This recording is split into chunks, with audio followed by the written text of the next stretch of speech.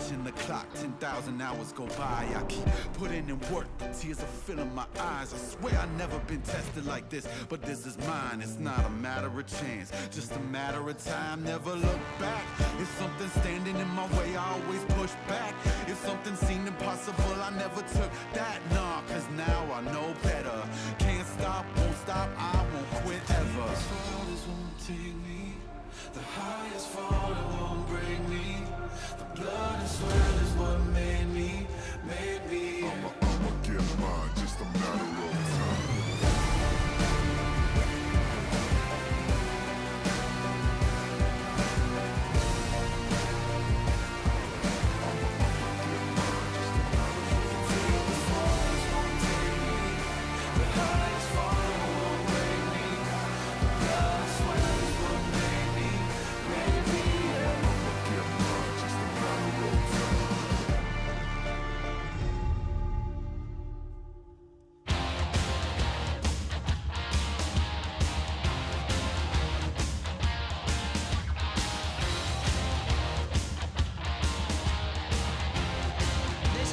Welcome back, guys, to the LCK. This is Joel with the translations for Dangun and Bito as they do their post-match analysis.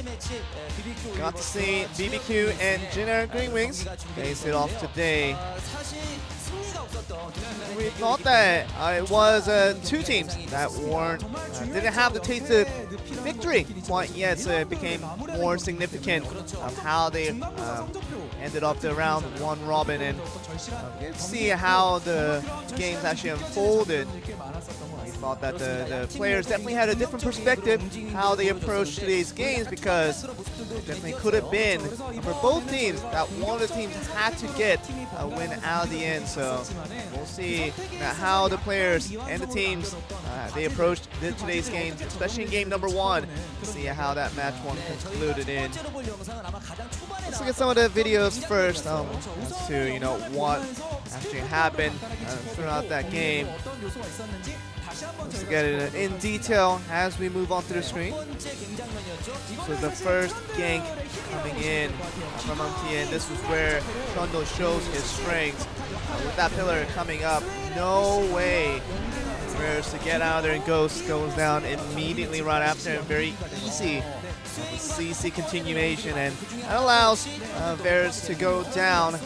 First one off that gank, so Trundle with the support helping out so much. Everybody knows this skill combination, everybody's have seen it before, but to realize it in the actual games is a different feeling in itself. So we just have to wonder if the players definitely knew that a gank like that was always a possibility, but having faced themselves was another story in itself. And let's look at where this one right here is. You see the Scuttle Crab, and there was actually a vision that was absent from BBQ. This was right here, and this was where it was, because that blind area where the Trundle was just pathing around, that Ignar didn't have any type of vision to walk around. And we thought that just right along the mix, it seemed as that BBQ, there was nothing really obvious for Ignar to, or even the rest of the BBQ to give out a hint that Trundle would have been there. Just a little pixels here and there, but not enough of a hint for them to know that a gank was going to be on its way. All these little differences, these subtle differences that BBQ did not have to their favor, allowed them to lose out in that gank. Also get another scene around the top gank. Let's look at where we all began. This was right here, Umti once again holding out Smite and just really just stopped out in not killing out the Munda the first time around, and just escaping this run. You saw that Bono was on his way to come up with his own Smite and try to get the kill, and definitely does get it with that Q at the end, just going through that pillar. And that movement was once again just a vision difference that did come through, and we actually saw that once that Trundle came in pretty aggressively toward that top gank, definitely BBQ knew how to counter against that, and Bono was definitely on his way trying to get the kill on the other end. It really was about the warding placement that was important for a lot of these players, because the lack of vision that allowed them to not spawn out where they exactly were, because this was another situation here. And this was, we thought that Bono, and maybe he was just looking towards Darius a little bit too much, that Trundle was kind of out of Bono's sight, and just keeping track of both champions would have been a difficult task for the BBQ jungler. But what we have to conclude is that, as the jungler, you want to go for the ganks, but at the same time, you have to be aware of a possible counter gank that could come through. And that's something that came to the conclusion for these guys with Jungler and Bitdol on how the games all came to be. We'll also get to see what the fans had to say to that, because it was an interesting game, number one. And let's look at how that won. And it was a close game. Really was a close matchup as we all expected, but it seems like Jin Air, the one that came out on top, was a little bit more calm in the key places and the key moments, and that's what allowed them to collect the victory today. And we talked about how we all concluded through the lack of vision, and also with very aggressive play style for both teams that had a pretty equal placement. But a one-line summary is a little bit more is what he's saying right here. So a little bit better, a little bit more in terms of vision, but everything that is a little bit more towards Jin Air in game number one is what got them the victory today. So that's a good one-line summary, guys, as far as I can tell. And that's going to be BBQ looking like they want to fight back in game number two, see what they can do. Not much opportunities left to get that first win on the board. And that's going to be it for me, and sending it back to you guys. Thank you very much, Joel. That was the first one-line summary that I've actually read and understood. The Korean lessons are paying you're off. learning. Yeah, MVP is going to go to Umti, of course. His first blood was fantastic. Getting caught out by Bono, a bit of a problem towards the top side, but otherwise, it was a good performance. But I feel like Dungan and Bitdol were a little bit easy on BBQ, because that was not necessarily Jin Air winning. That was BBQ not looking like they wanted to win. And I think that was probably the big takeaway from us, is that BBQ in the draft execution, also in the game execution, left a lot to be desired. But let's also be a bit glass half full and say that I think Jin Air came in with a plan of, we're on the red side, let's counterpick, let's try and run him over. And they did, and Umti deserves to be credited because he self-counterpicked and still was by far the better jungler. During Champ Side, during the build-up, we said, this is a matchup that Umti as an aggressive jungler could look at and say, I could take down Bono. I'm feeling confident. He was able to do so, so he definitely deserves the MVP for game number one. Oh yes, I completely agree.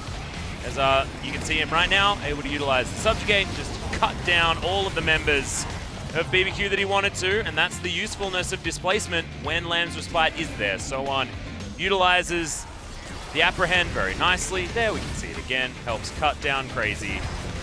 Honestly, this was the beginning of the end for BBQ. And Umti, look, you can see it on his face. Just another day in the office for him. Not super proud with how that game went. We'll see whether game two is going to be a better one for Jin Air, or whether it's going to be the resurgence of BBQ. Bono will be staying in, as we can see. And we know that Trick is actually here. He could have potentially been subbed in. But BBQ still thinking that Bono is going to outperform. Jin Air GreenWings players after the first game victory weren't smiling, weren't elated, even though they increased their win total by 50%. They know that only a match victory is going to be enough. Let's get to pick and ban. Game number two between BBQ Olivers and Jin Air GreenWings. And never has the adage been more apt of throwing out your game one strategy and starting anew than it should be for BBQ here. I don't want to see scaling. I don't want to see the sort of approach they took in game number one. They need to get power on the red side, and they need to counterpick to actually give them places for Bono to jungle around. Yeah, you don't play Jin Air's style when you're playing against Jin Air. I just don't think that that is ever going to be a good idea. Morgana going to be the first ban here for Jin Air, followed by the Rakan. Ignar copping it a little bit towards the bottom side as BBQ, the Zoe, to be taken away from Grace. Most played, yes, but hasn't necessarily been super successful, but looking at win rates, like you said earlier, a very difficult thing when dealing with these two teams. Aatrox's not going to be seen either.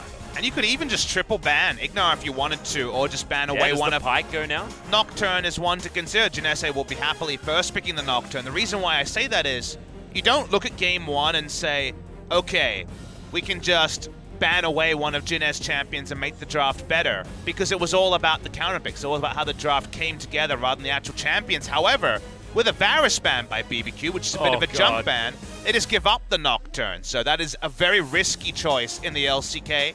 Now, you could pick a jungle like Kindred and hit the map pre-6, but leaving open Nocturne is something no Korean team has wanted to do. And Talia now going to be available as well for the first time in quite a while. Vladimir is up, was banned in the second round last time around, I believe, by Jin Air, so is going to be taken now. What does Bono get to take into the Nocturne? Not going to find out here, as Shen going to be taken away as well. So they have to deny away the Nocturne-Shen duo that Griffin opened up the season really showing can be super powerful. However, the Talia you mentioned may actually go to Jin Air if they want it. Grace has played it in the past, and while they already have a jungler, Talia has already proved to be very maneuverable. See what the decision is on the Talia. As I don't mind the Vladimir. The Varus was banned by BBQ, and Ghost has not had a happy time on the Marksman, so it's probably going to be bot lane from them. And while we haven't seen good results out of the Vladimir bot lane, it was Tempt flexing into mid lane that picked up one of the few game wins for BBQ, so Vlad at least has a victory on the BBQ squad. Yeah, and we saw Vlad yesterday play to such incredible effect by Viper as well. Still very strong on this patch, even though copped a little bit of an E nerf just on the damage ratios. Now, Jin Air have taken the Tahm Kench. Does that mean that AD Carry comes in? And the answer is no. Darius for So1 going to be locked down yet again. So if they had a bot laner who was confident enough to play Talia, I think Grace would have taken the pick. If Teddy could play it, then you could also put it in the carry position and flex around Nova to roam around on a pick support. We know Nova likes pick supports. Until the previous game, the only champion he had a win on was the Rakan. But because they don't feel like the Talia in the carry role is what they want to do, they're going to give it up. And now Talia Shen can roam around the map as well. So we could have some big outnumbering. Wonder about the Darius priority. It was a good Darius performance in game number 1.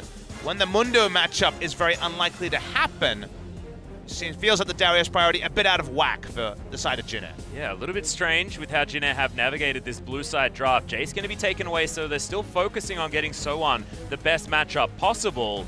Galio to be taken away from Jin Air now, as the mid lane pull also going to get touched. That's a very suspicious ban, because if it was going to be mid lane Talia, then you would have needed a LeBlanc ban, given that you just lost to LeBlanc in game number 1. So that does scream jungle Talia from Bono.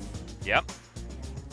Bono wanted to have a little bit more practice on his champion. Jungle Talia has been a thing for longer than Kindred's been back in the meta as well. You might be able to bait Grace into picking LeBlanc and then put it into the jungle, depending on what you draft at this pick as BBQ. But it seems pretty obvious, and taking top lane would make a lot of sense. Is he just going to get the Darius matchup for free? He is. Okay. That's a decision you can make if you're not too concerned about winning lane, but they would really like to win lane, Atlas. Yeah, I mean, I think Crazy's probably forgotten what it's like to win lane, so just wants to go back. It's sort of like Stockholm Syndrome, you know? He's done losing so much that he actually likes it now. Well, he's definitely going to be in the dog part of the lane there, the dog house for the Mundo. As, okay, we got a Ryze. It's going to be bot lane Ryze here against the Vladimir, bringing back the week 1 strategies. Yeah, expecting the Vladimir to be towards the bottom side of the map, which is interesting given the fact that he can flex to mid lane Tempt. One of his victories was on the Vlad. There's only 2 of those as well, so you probably remember, as now Nova is going to let us know exactly how this Jin Air composition is going to work.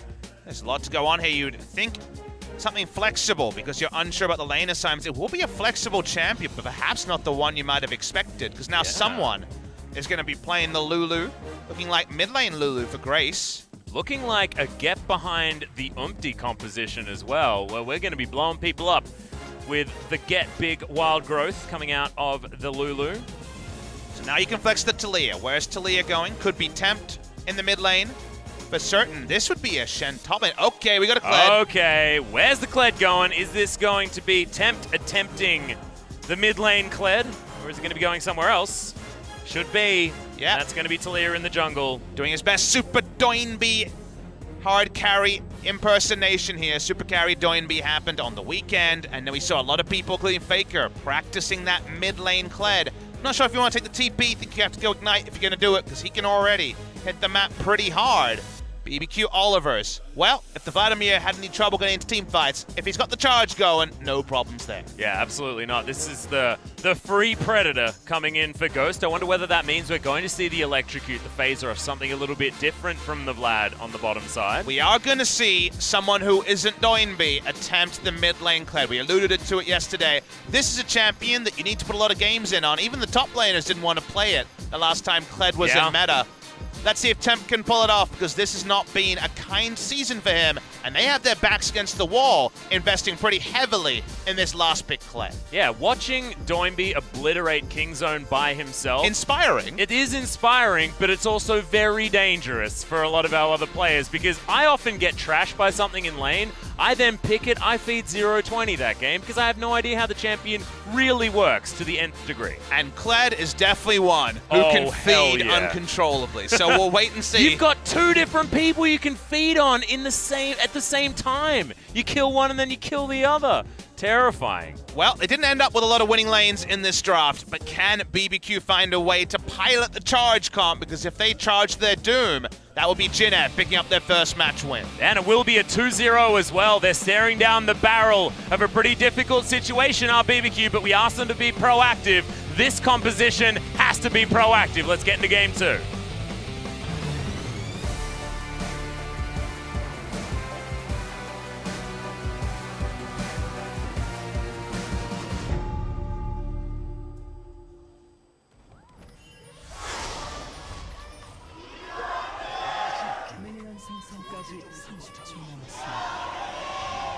The Glad Plane fans are out in force as we get into game number 2. Ooh. An Ignar fan, though, in the audience here. It's a cute one, winking at us.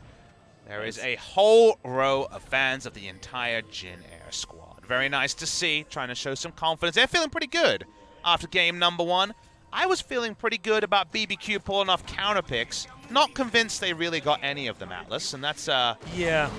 Because they actually got counterpicked in bot side and then self-counterpicked themselves in a couple of ways. Now, Tempt can win lane against the Lulu. Lulu doesn't do a lot of damage. If you remember the matchup we got at MSI, it was Anivia versus Kled, and Pre-6 can't really get the Skull gone because he can't do enough damage, while Lulu does some decent harass. Not the highest harass laner of all, so maybe Kled can do some decent things. Here's my issue. Let's lay it out on the table. We watched game 1. We're watching game 2.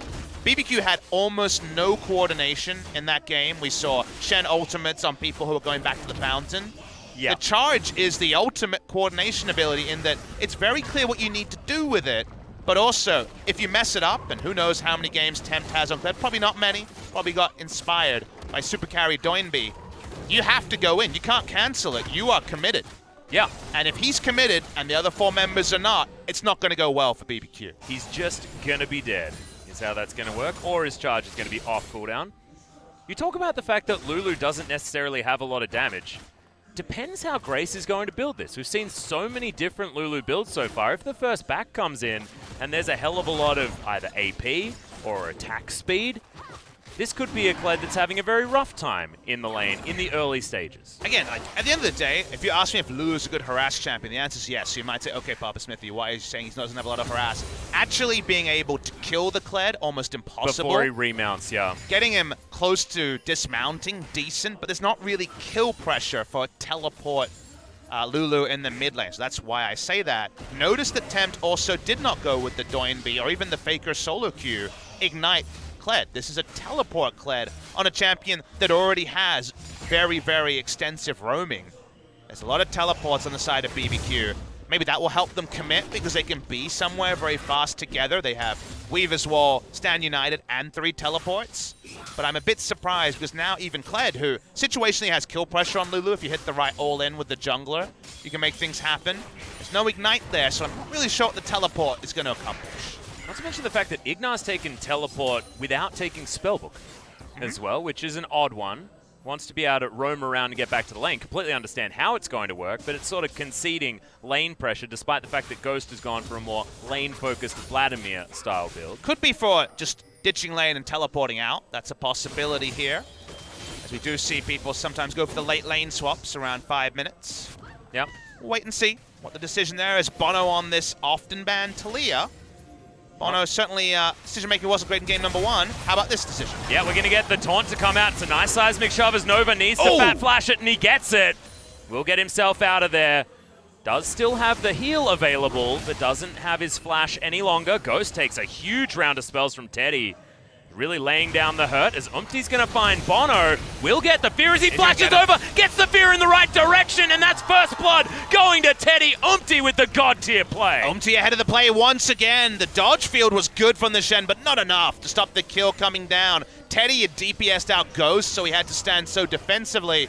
No one provides coverage, and there's first blood for the Jin Air team. Crucially onto Nocturne is the assist, the kill onto the Rise. The first item, the tier coming in early, and Nocturne getting the job done, even before the paranoia's up. Yeah, Teddy going to be able to teleport back into this lane now as well with all the items that he wants to pick up. Tier is done.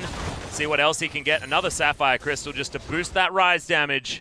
Jinna off to a great start. Very nice ward also. You're going to have priority in the Darius lane. We should, if you miss pick and ban, interestingly, Crazy did draft the Mundo into the Darius, so knew he was going to lose lane. Counter pick, yep. Very Dade-esque in that one, and I'm not sure if you want to be Dade-esque on a team that's 0-8. Yeah, I mean, we don't even know what Dade's doing at the moment, but I remember watching him on Masters 3 when he went over to the LPL, and it was not a great time. Look, there are a lot of people who don't know who Dade is, but I will always remember who my Dade is. Yeah, we know who our Dade is. You're my papa, and he's my Dade. Yeah. That's how that works. That's how I know the distinction between the two. Well, Umti's Nocturne distinction might be a 6-minute level 6 if he keeps getting Scuttle Crabs. Going to get the one on the bottom side. Bono happy feeding a bit, needs to find some camps, but sadly he can't invade, doesn't have flash, and there's no camps in his jungle. Yeah, and we've got a 44-36 situation here in the mid lane as well, where Grace is farming things out quite nicely. Gone for a bit of a lane build here with the double ring into the book. Well, he's facing a lane build also, and double Doran's coming out of Tempt. Yep. The soldier build, as we call it, just needs to get some shoes, and he's ready to get on the battlefield. Your boy Kled with the soldier build. Yeah, that feels pretty good. Tempt is the mascot today. He's riding a dang chicken. We just need a Galio in the game with the sick new BBQ skin, and then we're all fine and dandy as far as branding is concerned. Unfortunately, the BBQ brand seems to be lose every game at the moment. We are going to have a slight pause to see whether they can sort out whatever problem's going on. I think it is over in the BBQ camp. I believe this is BBQ noticing that the enemy jungler hit level 6 at 6:15 and just calling a pause saying, wait, what's going on here? Yeah, can we have a Chrono break? We want to see whether this is actually possible. Is he getting more? Oh, Joel tells us not the problem. Thank you, Just Joel. complete buzzkill in our ear. That is not the problem, guys. It is going to be a game issue, though. What's up, Joel? You let us know exactly what is going on. Yes, we want to know what is up or what is up. It's a little bit more lag issue, guys. So we're going to have to get everyone reconnecting into this game, which means, once again, we can just chill out and discuss Jin Air versus BBQ. Already a great start from Jin Air. And if Jin Air was to have... Oh, my goodness. We need a Corki. We needed Corki versus Kled in the mid lane so that we can have the plane versus the chicken. That's true. Oh, it would have been genius. It would have been so on brand for everyone. It'd be like we're advertising with Champion Select. Jin Air having some issues off the Rift, so any advertising they'd probably appreciate at this moment. Yeah, or maybe they don't want to be advertised in this particular game. True. Even though this could be the only one that they Yeah. win. Oh, if we go to Game 3, I'm going to need to talk to Grace and get that Corki in there. Speaking of talking to, MVP interview with one of the two teams today, first of the season. Hey, yeah, finally. And I wonder how the Spirits are going to be, because they'll be coming off their first victory, which is great, but they'll be coming off the first round robin being 8-1. Oh, 1-8, which just isn't very At least you can do the sportisms, you know, the 1 week at a time kind of sportism of like, at least we ended it strong. We totally won this week, and actually in the last 3 weeks we're undefeated. You sound pretty convincing as a meathead, by the way. Thank you very much. I do pretty well at the moment. You know, I've been staying away from the gym, eating more. Nice. Yeah, it's been working. You're out looking thick. Thanks, dude. You're sounding with thick a too. Double C. Yeah, thanks, man. No, I'm real thick. I'm cutting at the moment. Yeah. Well, if they ever make an Australian remake of Rocky, I think you could do a decent one. Oh, you reckon? Yeah. You could just punch me in the face really hard so I can have my face do that weird thing that Sylvester Stallone does as well. You say enough silly stuff, I'll be tempted, Atlas. Oh, hell yeah. We've been doing it for a long time. You still haven't physically abused me as of yet, so... I'm happy that you've like learned to lie for the cameras. Okay, we're talking about basically domestic violence between the two of us. We're almost a married couple. Well, we just saw outright violence in game number 1, so we're Yes, we keeping did. on brand And with the Umti's series. continuing it. I mean, I've never seen Terrify used that well by a Nocturne, getting the flash over the other side so he gets feared in the other direction, now that the fear's changed just a little bit. Of course, now that has to be prefaced with that was about 3 years ago that was changed. I think it was a good change because the RNG fear was actually... it was almost bad for Nocturne. Well, RNG effects in general have always been things in League of Legends we don't like too much. Yeah. I think the Drakes are like a little bit on the side of healthy, but the fear either like winning you a lane or losing you a lane based purely on which way the person pathed wasn't ideal. Now you can flash over and there's Terrifier and fear effects, but fear is probably a pretty apt word for this series because I'm sure both teams were wondering before the series started, what if we lose? And you see the players here looking very solemn, especially on the side of BBQ, already 1-0 down. It's looking solemn, but also looking like, what does this mean if we lose this game? You can see Tempt's face. He looks almost incredulous as to the severity of the problem. And I think, honestly, the viewers, you and I think we probably find it easier to empathize with the emotions we see from the teams that are losing rather than the teams that are winning. Like, you and I will never win Worlds. We'll never know what it feels like to be a competitor on the world stage, but everybody's lost, everybody's sacrificed, everybody's worked hard and not go over the line. And I, for one, completely see, Tempt right now looking like I really wish the ground could swallow up and I could disappear. Yeah. Like, everyone understands those sort of emotions, but these are proud players. A lot of them very high on the challenger ladder. A lot of them have talent. It's that weird spot where you have a game between BBQ and Jinair. We're getting an update in our ears, by the way, but we have a game between BBQ and Jinair where still, even though it is 0-8 versus 0-8, there's a real world where players like Ignar go to a team overseas and instantly upgrade them. And yet, they're on a team that's looking like they're going to go 0-9. It's insane how there can be undeniably, there are talented players on the Rift on both sides, but it's all about the configuration.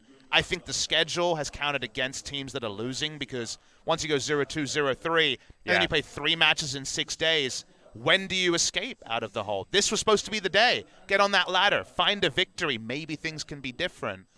It's not looking like it's already confirmed that one of these teams, it's going to be more the same. Yeah, it just feels like continuous waterboarding a lot of the time. We got a bit of an update, guys, and Umti can't actually see monsters on the minimap at the moment, so might need to get him a bit of a reconnect as well. So a little bit of an extended podcast.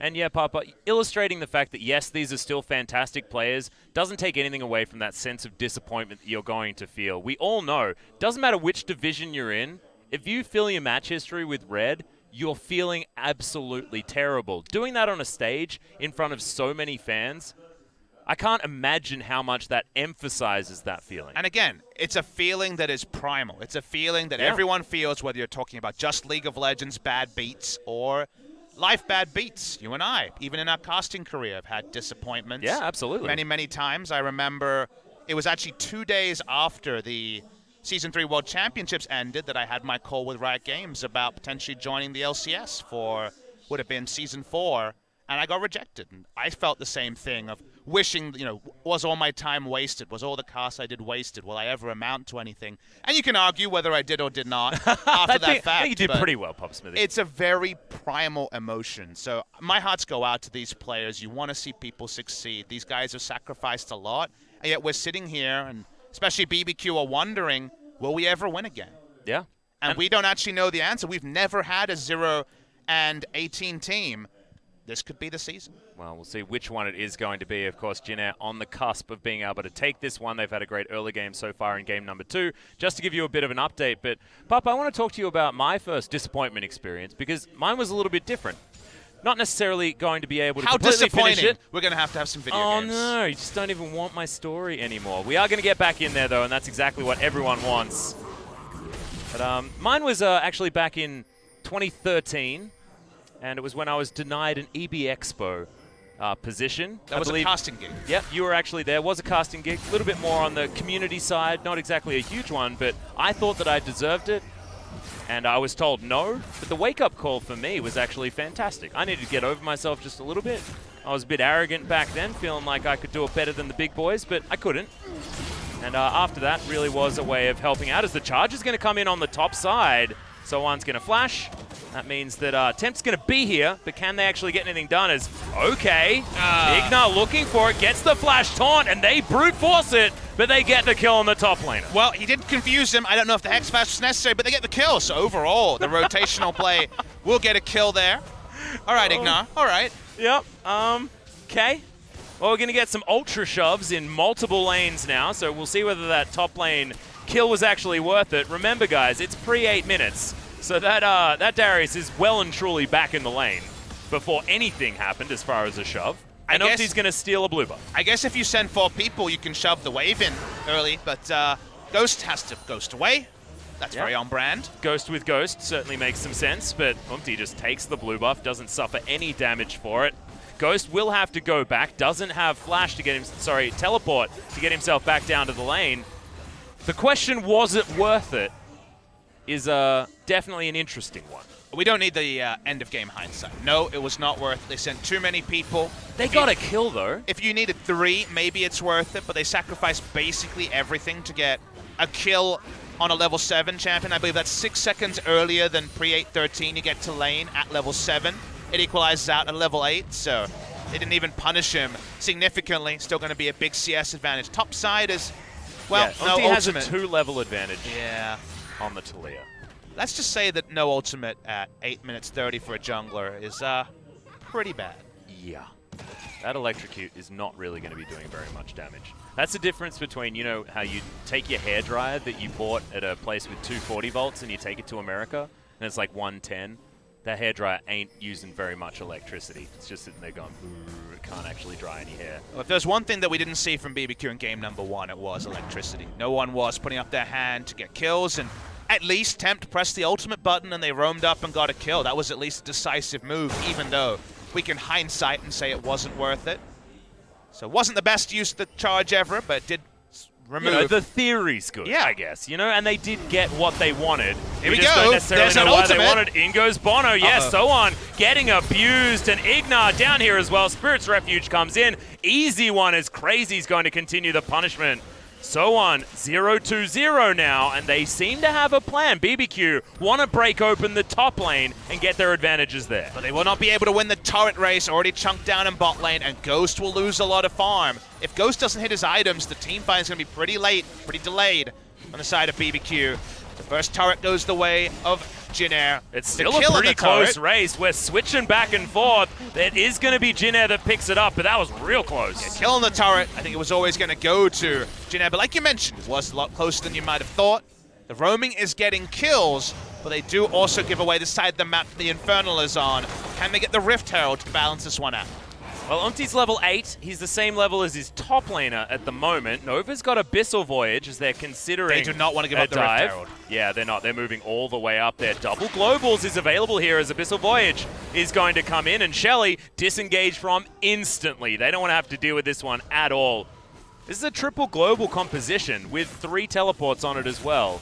So you know that Jinair are going to be able to get there if they want to. Maybe we're just going to get that 5v5 really early into this one. Tempt, he does have the charge back up. Jinair starts to disengage. Yeah, they're going to disengage as well. No Paranoia to be used just yet. I feel like Umti's going to max out his Duskbringer before he even uses his first ultimate. Level 9 going to be hit relatively soon. BBQ capitalizing very nicely here as even the Seismic Shove is good. On to Grace. Teleport now to be invested. And it's going to be Nova paying a visit with his spellbook. So many different things happening on the Rift. A lot of cooldowns used, even if there wasn't a Titanic advantage. Taken one way or the other. Jinair feeling confident to lead with their face. They know that Umti is very powerful at this moment in the game. You already talked about the potential coordination problems of the charge, given the Kled mid. It's very new tech, being cribbed from the Rogue Warriors at Rift Rivals. Do remember that Polymorph onto the Kled will be very, very powerful in a team fight to... Yeah, 2-for-1 special. You get Kled and Skull with 1 poly. Exactly. Remove a lot of the threat from that Kled. So definitely you need your allies there, because if it's only Kled, he's going to die. Yeah. It certainly is. I wonder how the dismount works if you get polymorphed and then taken below the health threshold. I guess he still goes untargetable. Strange one. Haven't actually seen that interaction before. I'd like Hopefully to see we it. get one. Yeah. So Jinair make the smart move. Consider what they did. They did not swap Infernal for Rift Herald. They went top, put down wards around the Rift Herald, knew they couldn't start it themselves, and then just sent all their faces into the Infernal. So they know they won't lose the objective on the top side, and they do get the Infernal. That is the safe way of guaranteeing a 1-for-0 to start and a contest at the Rift Herald if BBQ does walk up there. Well, BBQ are going to go back there as well and start it up once again. Bono, of course, does do a lot of damage to these big objectives. Feeling strong enough to face check. Yeah, in fact, no one's going to head over there, and it is going to be Jin giving it up in the end regardless. Early pings from the Nocturne bot side. We'll see if they can punish. Remember, the Mundo. Yeah, Paranoia is going to fly forward. Instant stopwatch comes down. Crazy doesn't want to miss the timing window this time, as we've got Stand United to come in, and Crazy lands the slow. But now Jin all pack it up and head towards this inner turret on the bottom side, but still have to disengage. A lot of tools up for Crazy. I think this was pretty speculative by the side of BBQ, and they get the Rift Herald. Of course, they'll instantly charge it and try to punish Jin for their rotation. Yeah. Seems like everyone just making a few of these macro errors, not necessarily losing their lives for it, but as far as the objectives, going over for free to either team. And now Ignar wants to find more. Charge going to come down. Good devour from Nova. And it is going to be Tempt making his way forward. Flash comes out. Bear Trap on a rope is going to be able to grab the Toadfish, but he's going to flash his way to safety. And now Grace, he wants more. Umti's going to come in as well. Remember, he's got a lot of damage, but he's pretty squishy in Hemoplague. Now on top of Jin. Look at how low they are. Bono, basically dead. 200 health. Whoa! The flash forward, the Decimate, the Apprehend, and so on is the one to make the moves for Jin. For some game demanding a game breaker, nice move from So1 to actually pull off those kills. Jin was so ready to clean up. No levels in the Realm Warp for Teddy. Can understand that some people don't put a level until level 10. Teddy takes a couple of turret shots, but here's the minion wave. Here's an inner turret for the side of Jin. And here's nothing that Ghost can do about it as well, so wasting his time. They are going to be able to back away after this one. Another blue buff to be stolen away. It's been a few minutes since they've got any of those. Let's have a look at this one. Again, Tahm Kench value certainly high. The one-way trip for Tempt, he's the only one in the backline, has to flash out, and he's dismounted. Definitely the sort of poor charge we were prophesizing this week, given the new pick of Kled mid lane. From here, just like, we really want to close the gap, but it's so tricky to do so. So1 trusts his ranges, gets the Flash Decimate and the Flash Apprehend. Beautiful stuff from him. He's the one to separate the two teams. And execution, once again, better for Jin. And he was the one that copped all of the aggression in the early game as well, so getting that kill and the assist is actually a huge deal, considering the fact that he's still on CS parity with the Mundo, so now very even on gold. And they managed to get first turret as well, so the Darius should be able to start bullying in a side lane. Atlas, BBQ drafted only for teamfight composition. On the red side, they were counterpicked as if they were on the blue side in game number 1. Moments like that continue to happen, and their draft once again is pretty outclassed by Jin. Yeah, we need to illustrate what they're trying to do, but I guess, when a team does get drafted as far as the laning phase and then does nothing about helping themselves through it, you have to ask the question as to what the heck they were thinking. I think my approach, and I've already established my bias on this, is go for the easy to execute win lane, win game, and don't have to deal with, well, communication wasn't on in game number 1. Well, we made a couple of sidesteps in terms of macro. If you just win lane, win game, you warp the game, so whatever the enemy team does, there's areas of the map they can't go to, because damn, that Darius is huge, or an issue like that. Yeah. Instead, they're saying, all right, I'll start with the charge, and we'll combo it with this, and Ignar will have the timing this game. I know you couldn't do it game 1, but game 2, communication will be better. That's already a lot of conditionals, and conditionals haven't suited either of these two teams, and that's why I'm surprised to see BBQ return to the well for a second game. And Grace has been doing so much damage, Papa. Jin have almost done double the damage of BBQ so far this game, and if anything illustrates that proactive or lack of proactive play coming in from BBQ, despite what they were doing on the top side of the map, it's certainly that damage graph. They just haven't even been trying to hurt Jin. Because they can only deal in solos. They can't deal in grouped play, because there's only been one real grouped play that happened on the map and they botched it. So they desperately need to get in there as a team, BBQ, and find a way to coordinate Vlad ult, Kled ult. Those are the two big ones. They could be the start of a good news story, especially if Bono has been the consistent damage dealer behind it with the threaded volley. Tempts in a side lane. They've got these teleports. What do the teleports mean? Because a lack of Ignite, that hurt the laning phase for the Kled. Still very competitive with the Lulu in terms of CS, which is very decent for the Kled, but actually getting value from the Kled, we're waiting for that. Yeah, he was the one that did manage to pick up the kill onto the Darius on the top side of the map as well, but like we were talking about before, a lot invested to only the kill gained. You can see the Darius pretty comfortable as well. Now Grace thinking about trying to get some damage down onto Crazy, but no Morellonomicon, no Ignite, so probably not going to want to try it here against the Saddest on the top side. With Executioner's Calling, I think they would have got the kill, just Whimsy, Wild Growth, and the healing reduction for a level 1 Mundo ultimate. I think they would have been able to kill him, but with the lack of healing reduction, like you mentioned, Atlas, probably smart to look for a better spot. And talking about good spots, Papa, Teddy has finished his Seraph's Embrace. He's 2-0-0, 30 CS advantage over Ghost, and he's almost got his Morellonomicon as well. Umti going to help him out there by picking up this standing gold and global gold by taking the outer turret on the top side. Still an outer missing on the in the mid, but charge on the bottom, and they're once again going after Soan. He's going to get taken down. Kled picks up that kill, but they're trading it for structures. They're trading it for objectives, and if this inner goes down as well as the outer in the mid lane, good God, it's not worth it for BBQ. Teleports coming in everywhere. In goes the Nocturne, but the flash immediately out from the Shen. The other teleport cancelled. Miscommunication everywhere. Tempt will eventually get this bot lane turret, but yes, it was the fact they were being punished in 2 lane that you could see the desperation of killing a Darius at his inner turret. That is all they were able to do. They do take the turret to equalize the outer turret trade, but it's a down-tempo gank attempt because they have to go so deep in territory they don't control to get the first kill that Jin can very easily reset, hit the rift again, and so once TP is up. Yep, Jin want to make their way in. Remember, Paranoia is off on cooldown. Now, that could have been a steal opportunity if Umpty had it, but it is going to be taken there from Bono down to 47 health. Now Jin GreenWings knocking on the front door. BBQ base. His outer turret now very, very low. Okay, Weaver's Wall going to come down as Teddy. He may have to flash to get... No, he won't. Devour's going to be there for Nova. And Jin use a very low cooldown and trade it for a pretty long one. I can understand why Bono did it. I believe at the time Darius was showing on the deep vision they got in the red side jungle, so they thought it would be an outnumbered fight. But Tahm Kench gets over and can easily devour and spare it. Overall, despite the overly aggressive dive, they used their teleports to at least stop Jin from trading up and ended up about a kill ahead overall, if you consider it, in terms of the play. Now, those teleports are on cooldown. Jin have all of theirs. And let's see, with the shoe on the other foot, how Jin can use their summoner advantage. Yeah, and if Jin are going to win this, we want to see Jin actually improve, actually make changes, make adjustments, because they've had a lot of time off, looking at returning to the drawing board, figuring everything out. And yes, they were able to win game 1, but it was pretty chaotic. And now we've had some macro missteps. Can they clean it up as we move into their territory, into the late game?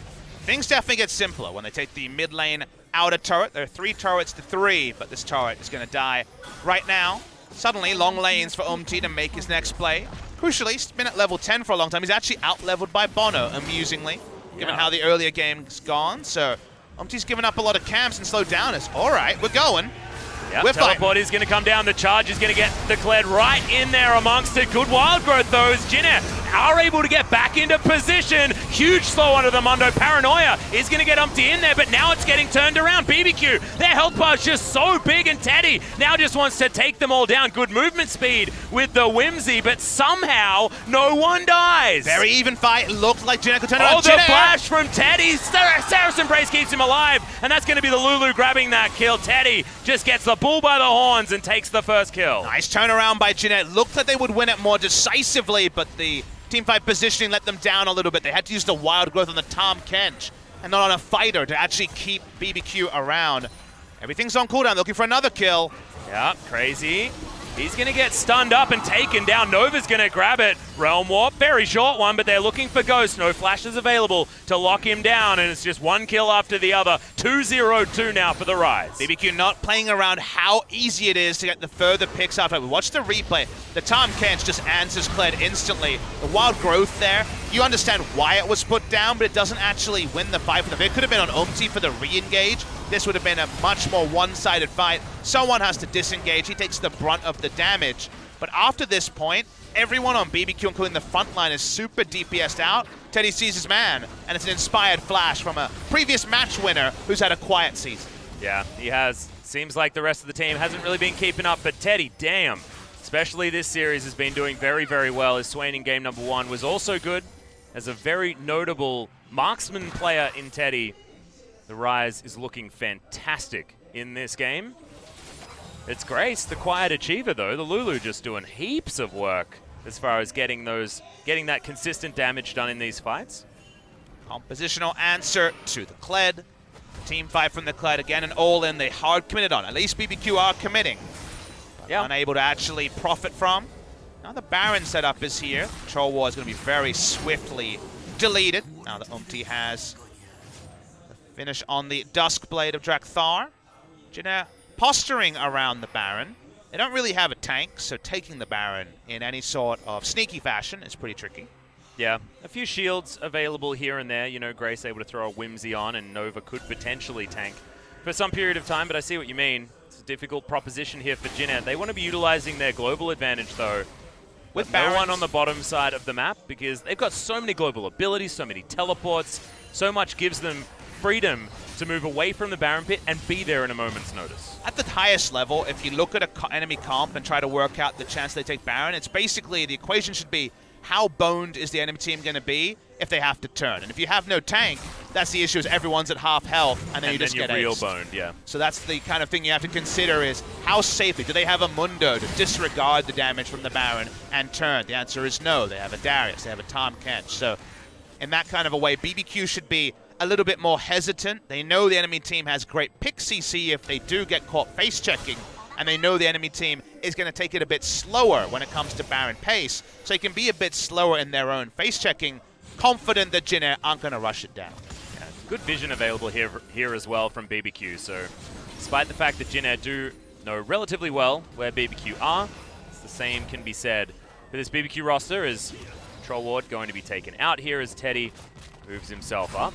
Doesn't want to get himself into Flash Taunt range, but there's only a Hexa Flash available here, as he is going to answer back. The Q's really starting to do work, given the fact that Teddy's very close to his Rabbiden's Deathcap third item. New school build from the Rises. We very rarely see the Rod of Ages because the game pace has gotten so much quicker, so tier into a very fast Ceres to charge it up and get the shield for utility.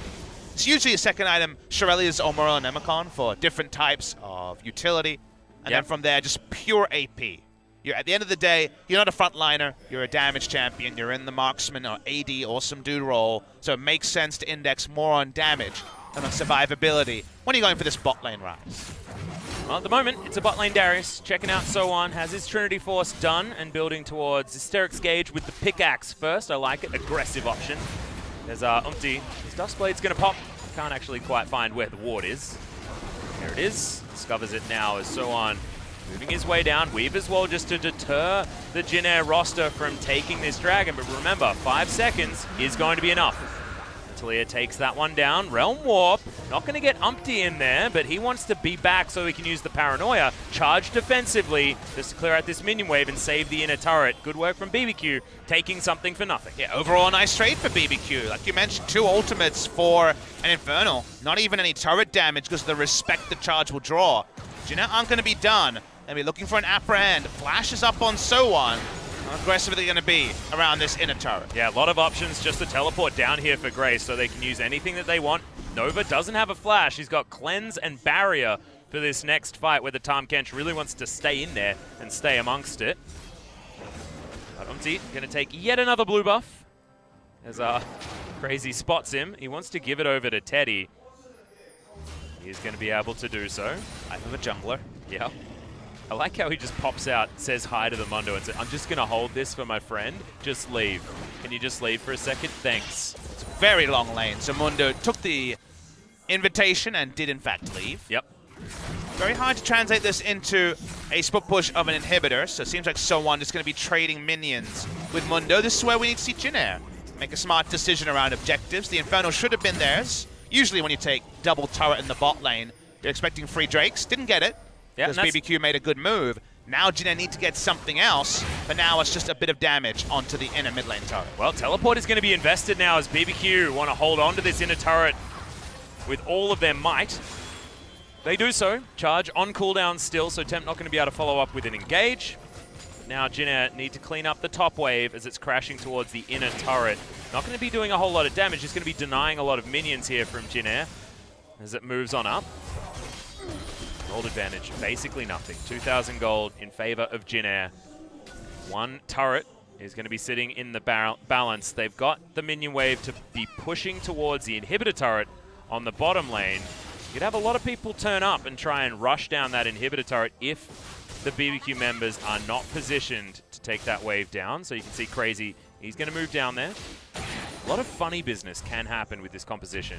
And I think funny business is sadly the most reliable way this game will end, more so than a smart play from either team. And the reason I say that is, if after picks and bans you told the BBQ coach, hey, at 27 minutes, you've picked multiple losing lanes, you have strong team fight, would you be happy being 2,000 gold behind? He'd say definitely yes. Hell yeah. Jin Air had a good start, but have been on a couple of objectives in a row, showing why they're currently 0-8 and in basically joint 9th spot.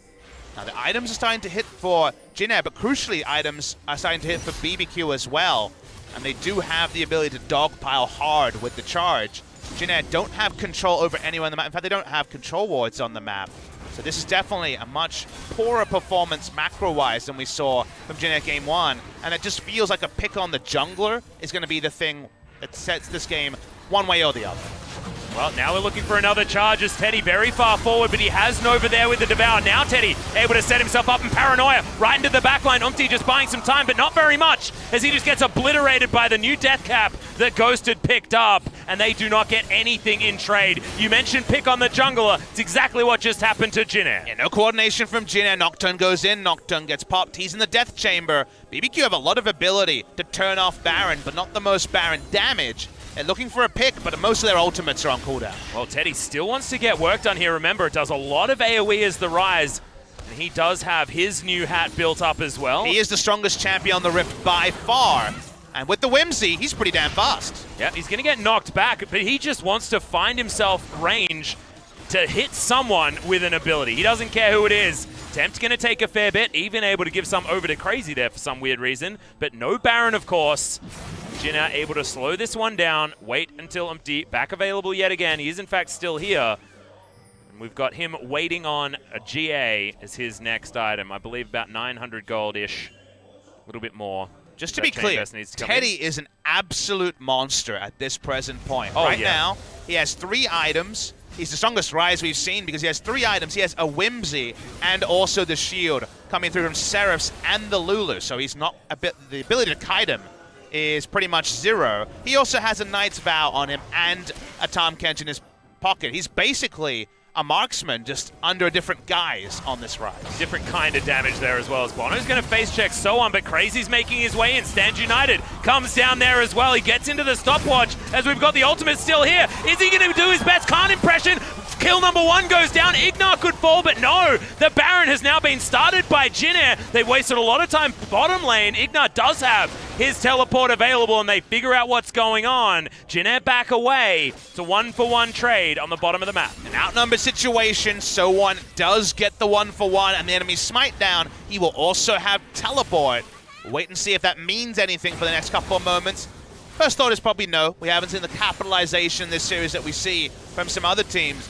We regroup. Vladimir is still hitting his items slower than his opposition, but still hitting them.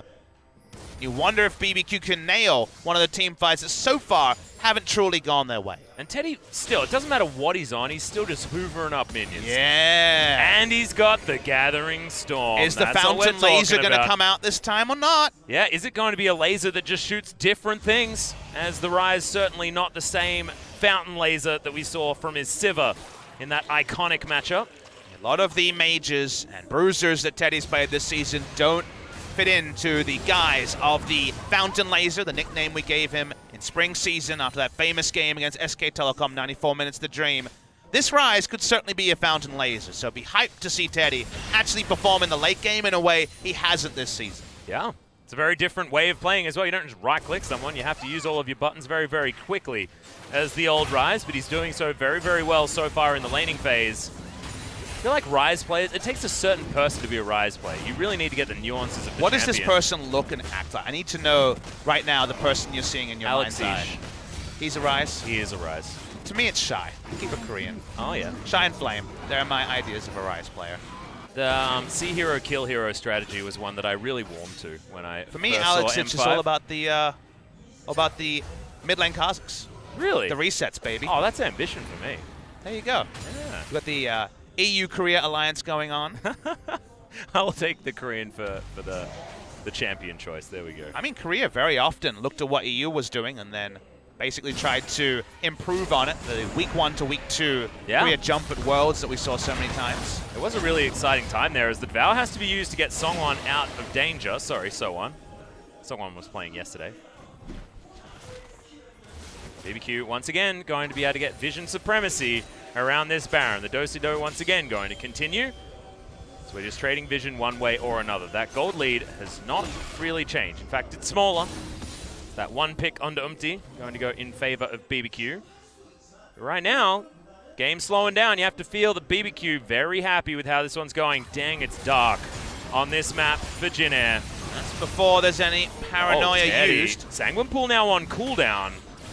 Ghost does have Hemo Plague. Just can't get the engage that he wants necessarily. Again, Teddy is basically a raid boss. Finding a way to kill him is absolutely what you need to do as BBQ Olivers. He's happy to frontline. This is a Jug of Rise. Yep, the charge going to come down. Nova very easily just going to flash, as well as the Devour and get Teddy out of the way. Still a lot of movement speed on the map here as so on. He's headed down towards the bottom side. He wants split push. He's had enough. Doesn't want to go for any of this weird team fighting nonsense. He's just going to try and take down the bottom inhibitor turret. Nova got more scared than his teammate. I don't think he needed to flash out at all because there were so many shields, full health on the rise. If you hear that trumpet, though, I mean, it's pretty scary. Well, I'm waiting for another scary sound. Oh, God, has to use the stopwatch to keep himself alive. That last Q, like that one, is going to kill him. Just prolonging the inevitable. And now Teddy, look at how fast he's running to get underneath this inner turret. They ran out of minions. They should run to now Baron. They've got their way in. Exactly right. A pick on a jungler. Could it be any simpler, Atlas? I don't know. We'll see. We've seen some very weird stuff so far today, Papa Smithy, when it comes to proactive plays. But the Purple Worm has been engaged. And they've got a hell of a lot of damage. BBQ, can they get a steal without a smite as Ignar?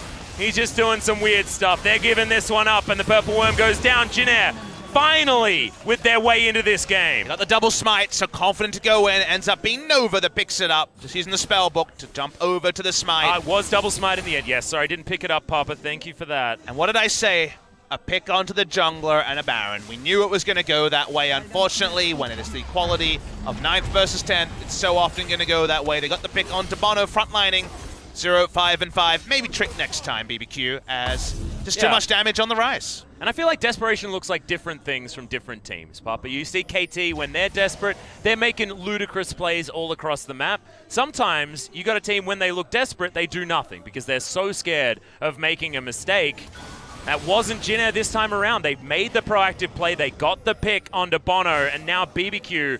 This could be the mental collapse time like we saw in game number 1. Can they turn it around and actually find themselves a pick? Because we're at a time of the game where BBQ are going to be happy. 3 items on the Mundo, pretty difficult to kill. 3 items now on the Vladimir. He does a whole lot of work, and Tempter's got 3 at the same time. This could be a good moment for BBQ to find a fight if they can kill Teddy. But we're literally getting a metaphor for all of Jin Air. It's Teddy at the front. It's Teddy with the shields. It's Teddy frontlining as Rise carry. And he's not going to worry about this either. Yep, that's another Devour in trade of a charge. And as far as cooldown numbers are concerned, you'll take that one as a Jin Air fan. Teddy, you can see these crits. They're really tearing through the minions. If anyone gets hit by that, we saw Bono took 2 rotations and he was dead. Okay, so one's going to get in here as well as, Ghost. He's just going to get engaged on. Sanguine Pool has to be used. Hemo Plague onto 2 members. Apprehend. That's a very dead Vladimir. He's a huge part of this team fight as well as he looks dumbfounded. Jin Air just going to try and break open this base. Teddy flashing for whichever kills he can. Man, he's a shark. He can smell blood in this water, and he's tearing BBQ apart. It seems like Jin Air going to get that first big victory. Only one team could come away, and a 2-0 means so much for the side of Jin Air. The speed up, the shields, everything on Teddy. Yeah, the momentum as well in this game feels like it's really hit a different level for Jin Air as Teddy rips through crazy. You're a tank? I don't think so. Not to this Rise. Inhibitor falls in the mid lane. It'll go down easily on the bottom side as well as who cares about the health bars of anyone else? You look at Teddy right now, you see whether he's dying. If he's not, Jin Air are winning this game. Looking for the finish here. BBQ once again watching Jin Air take everything.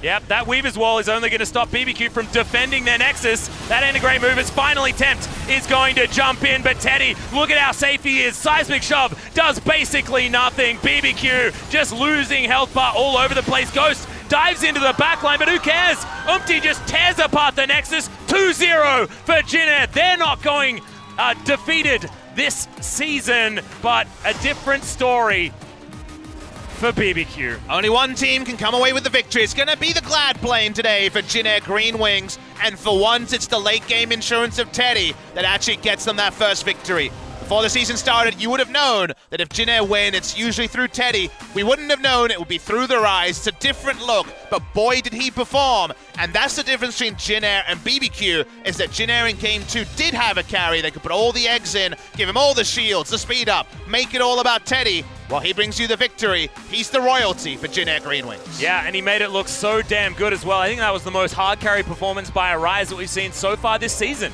Absolutely fantastic stuff coming out from Jin Air, going back to a tried and true style. Get behind the Teddy has been something they've been able to do, but Teddy changing up that style, playing full frontline with this Rise. It was like watching a Juggermore composition or something like that. Jugger Rise, baby. Yeah, Jugger Rise, the wizard of the frontline, tanking things up, wearing his sweet hat and tearing people down with his 6 spells. I like it.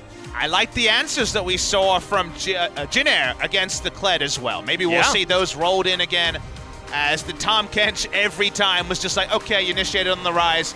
The positioning from Teddy, remember, is a counter to Kled also, because Kled dives in, Rise has huge shields, and the Tahm Kench gets instantly single target removed, and Kled ultimate is on cooldown. This is a team trying to do what we saw from Rogue Warriors, trying to turn it around in a couple of days, but that wasn't a Rogue Warriors cheese strat. That was the premium stuff for Rogue Warriors they've been putting together for a very long time. For BBQ, it was something new, but unfortunately, it's back to the losing. They finished the first round robin 0-9. Yeah, and I'm pretty sure Teddy did more damage than their 3 top damage dealers combined. Missed out by about 100 damage there, so just despicable stuff from the Rise. No one able to out-damage the Nocturne. And this is what this series has felt like. BBQ not doing enough to try and hit back against Jin Air. Yes, they had some cheesy dives, but just looked like desperation. They really had no other strategy other than let's just crazily outnumber someone and hope we get something for this. Speaking of crazy outnumbers, you talked about how big that number is in the Rise. It's about 80% of the enemy's team damage just from Rise. Yeah. On the side of Jin Air, so Teddy will win MVP. Of course he will. Well, he was the one making all of the proactive plays here for Jin Air, and of course, he's going to pick that one up, his second for the season. And when you've only won 3 games, you can tell exactly who the MVP for Jin Air is, just in general, as Teddy's picked up 66%. And watched from the start of the game where Umpty again on the front foot made a nice move. This was the kill onto Bono.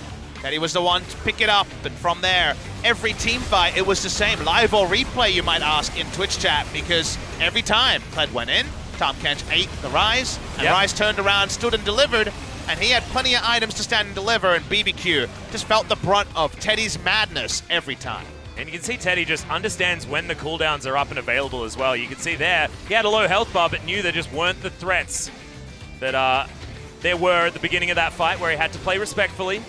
This realm walk was a little bit of a short-handed one. This positioning from Bono was not respectful enough. He's the one with the smite. He can't walk up as 0-4 Talia to the Rise, who has free farmed and also gotten some nice kills.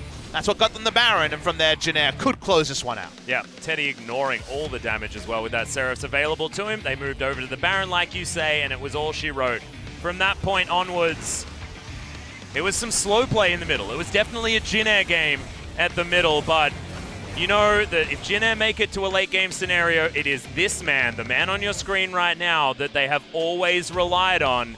And it's great to see him standing up to the task yet again. So, for the first time this season, we're going to get the MVP interview with Umpty and Teddy. So take it away, Joel.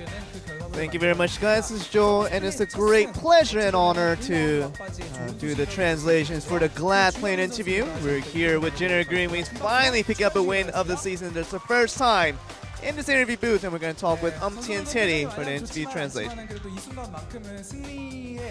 Of course, not the happiest faces in the world, but they still do pick up a victory. Anything like to say? You look really down.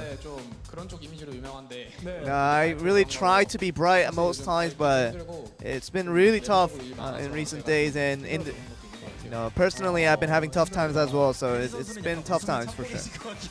Teddy, I mean, you look just as down as he is. How was that game overall? Especially having to go through such a tough phase, having losing so much. We played well, but never really got the win, so it was kind of disappointing to the fact that the scoreline shows that we were the worst team out most of the time. Of course, you guys always probably were thinking that you have to work harder to get the win, and it seems like an obvious thing, but what else do you think, especially because on this, especially the big change that you guys needed to finally get this win, and something that really was needed for the better run of Junior.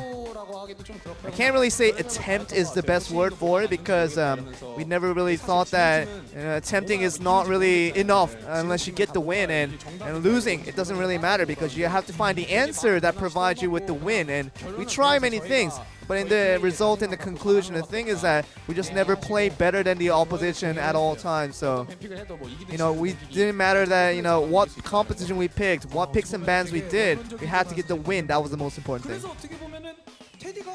And of course, with Teddy, when he has to be the one to step up, he definitely just goes all out and really turns up for just so righteous for the event, and especially with that Rise that you picked up today.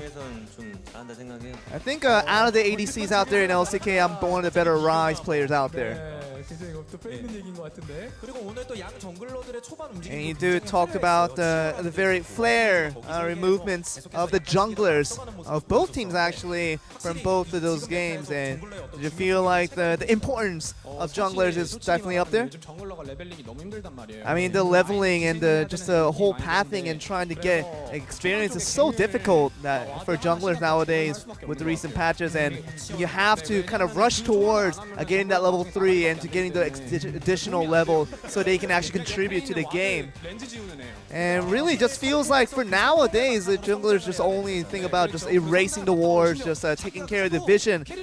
And I just can't carry with the jungler anymore, because even if I get the kill, it doesn't really matter, because it ends up being that it allows the other players in the team to do a little bit better, have more contribution. I think he's feeling a little bit anger about the current state of the patch, but let's just calm down the anger for now and see some of the great things that he did during that game. And it really was a tough encounter, was going well for the side of BBQ. I mean, Sohan did a great job with that one because he knew this play was a possibility, and I knew that Kindred was right there, and we actually had that vision available, so it was a really sneaky play that worked well for us. And of course, a little bit before that, and you guys had a tough time, especially with Kindred. You guys had to probably concentrate a little bit more, knowing that you picked the Kindred this time around. This was when Kindred, it was at around that death zone, when it really has a hard time getting away from that flank, and whenever it just tries to come in, tries to get the kill on me, so I knew that, ever since I got that kill on the other end, I got the free blue back, so it felt pretty good to get that kill right away. And it really is as a new partnership with you and the support, obviously, with Nova now on the lineup, and now you have that first win on the board. How do you feel? It wasn't the best of a duo matchup because now we're trying to do better as a duo to get that synergy up, something that's definitely not there yet, but we're trying very hard to get there. And we thought that Tamkench and Rise, definitely that partnership was really good. And we're trying. Let's go to a different question here. Of course, the first win came through with but Kakao was recently added onto the team, and hasn't really gone to a thing where it's been a lot of controversy as to what contribution he's making Who do you feel is the kind of the bigger contributor in terms of talking between Kakao and I mean, Kakao does a good job of hyping us up and always, but it feels like sometimes gets depressed a little bit, but ever since, every time that, it gets a little loud and rowdy because it's sometimes a good thing. Yeah, I think Kakao is a little kid. He feels like a little kid for me. And he's an older brother of mine, but it feels like just a friend, someone that has just around the same age as me, and I haven't really seen a type of maturity of Kakao where I could admire that and maybe follow up to that, look up to it, but other than that, he's a great guy. Of course, being mature is a great part of being a player here, and we have to look at another video where we can have another interesting topic to discuss here. And this was a team fight where we thought that the Nocturne going in was seemingly a bad choice for to go in. There was a situation there, and this was right around, just a chase coming in from Teddy. Just ADC in the front line, working out there. Do you feel like you can do that because of the Tom Kench? Well, the Tom Kench is always an insurance, and that security that's always there, so it allows me to play more aggressive there. Everything is about Teddy in the terms of composition. I mean, Teddy was a little bit angry. If anybody just gets near me while I'm fighting, I'm gonna scream on them later on. So he really wanted to be alone. He wanted to just induce that confidence of his. But any champion that he picks up, he does pretty well, so it's something that we always have to appreciate. And it just feels like it seems like a Lulu mid and a support, supporting the ADC, but now it's the AP carry that has been doing so well for you guys. Really, it's unbelievable that it is the first interview with and Teddy, because both players did so well. Anything you wanted to say over the chance that you didn't get to do the interview so far this season? It is the last game of the round 1 robin. We had close ones that we lost out, so it's very disappointing for that, but at the same time, we have the second round robin left for us, so we're going to try to do better to get a lot more wins. And of course, regardless of what teams did better on the day, but it just feels like the fans were definitely right there. And of course, with the family that's been there, has been the #1 fan for you guys. Would you like to say anything? Of course, as a team representative, you just say to all the parents out there. We thank you for cheering for us, even if we always lost, and we're going to try to become a winning team in the second round robin. Of course, a bit awkward to say that for the side of Teddy with the parents on board. Want to tell them good things, but I'm sure that's the best thing you could tell them for the time being. But with as he said, this is the first win, but many more are hopeful for Jin and GreenWings as they ride the campaign tonight. We're going to send it back to you guys for the rest of the segment. Thank you very much, Joel. Great to hear from Teddy and Finally, Jin and GreenWings are able to come away with a victory, but unfortunately, we're not going to hear from BBQ Olivers, and we may not for quite some time. There's always winners and losers in sport, but in this battle between two teams without a win, Jin Air will have that little renaissance. They'll feel that perhaps the next match for them will be a winnable one. For BBQ, just like there's always good news stories, there's a bad news story. They do end the first round robin 0-9. And honestly, on a performance like that, very little to transfer to your next game. Maybe Trick comes back, but it's not anything. There's no one person who comes away kind of unblemished from the loss. I thought it was pretty poor from BBQ. We'll leave that to one side for now. MVP versus Kingzone. We'll see if MVP can extend the losing streak of the Rift Rivals teams. Because remember, until now, If you went to Rift Rivals, you've not even won a game. Yeah, it's 0-4 right now. Could be 0-6 if MVP are able to upset. However, if Kingzone are able to win this, they go up to 7 wins, equal with Griffin. Griffin then have to face off against another 6-win team in Gen G. We could have a 3-way tie at the top, going all the way back to game score. However, guys, with a 2-0, it is going to be quite a wait for that Kingzone versus MVP series. So about 50 minutes and we'll be back. But guys, thank you so much for watching this particular series. Go get yourself something to eat, do whatever you like, and we'll see you after for a cracker of a series between MVP and Kingzone.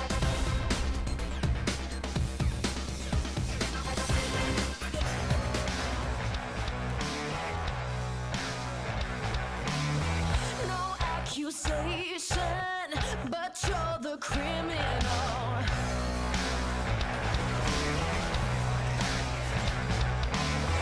No implication, you're unpredictable.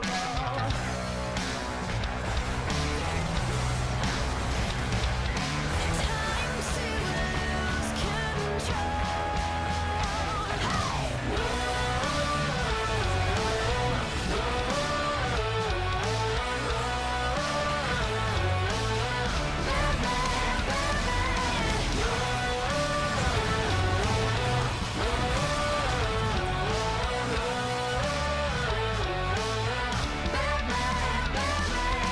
See you later on in the fast lane, yeah.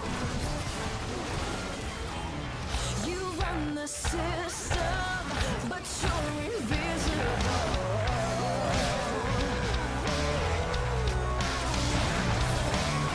You're on a mission to take the city on.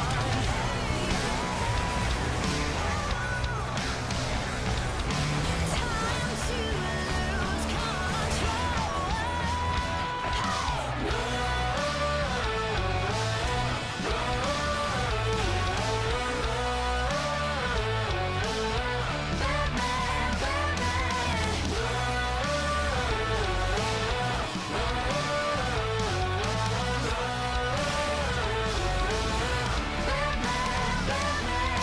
See you later on in the fast lane, yeah. I knew you were Batman. Oh, I knew it. Coming up next, MVP, Kingzone Dragon X, 2018 League of Legends Champions Korea Summer Split.